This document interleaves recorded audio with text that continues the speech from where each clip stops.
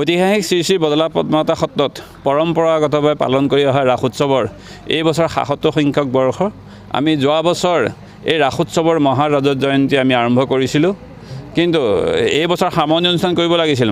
বৰ্তমান বিশ্বত দেখা দিয়া মহামাৰীৰ কাৰণে আমি সেই সামৰণি অনুষ্ঠানৰ প্ৰস্তুতি কৰিব নোৱাৰিলোঁ। সেয়ে এই বছৰ কেৱল প্ৰস্তাৱনা দৃশ্য, অনন্ত সজ্জা আৰু মহাৰাস ভাগ বৰ্তমান নিৰ্মীয়মান অৱস্থাত থকা মাধৱদেৱ কলাক্ষেত্ৰৰ মুকলি মঞ্চত আমি উদযাপন কৰিবলৈ আগবাঢ়িছোঁ। বৰ্তমান আমাৰ আখৰা চলি আছে।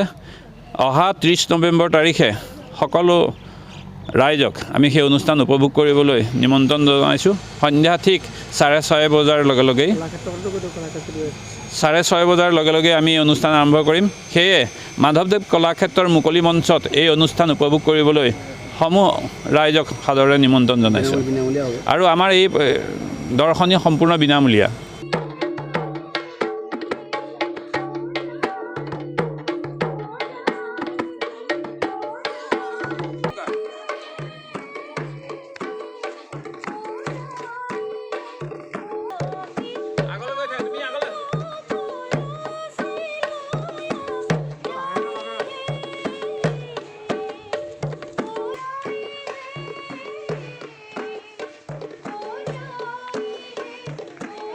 COVID-19 যি প্ৰট'কল, সেয়া প্ৰট'কল মানিছে। এইবাৰ মানে আমি ভাবি আছিলোঁ কি এইবাৰ ৰাস নহ'ব। আমাৰ মনটো খুবেই দুখ লাগিছিলে, কাৰণ জন্মৰ পৰাই পাই আহিছোঁ আমি ইয়াৰ ৰাস, আৰু এইবাৰ মানে তাৰ সেইকাৰণে নহ'ব বুলি ভাবি মনটো খুব দুখ লাগিছিলে। কিন্তু এতিয়া আমি সকলো প্ৰট'কল নিয়ম মানি পেলাই এতিয়া আমি ৰাসভাগ অনুষ্ঠান মানে ৰাসভাগ আমি উদযাপন কৰিবলৈ ওলাইছোঁ।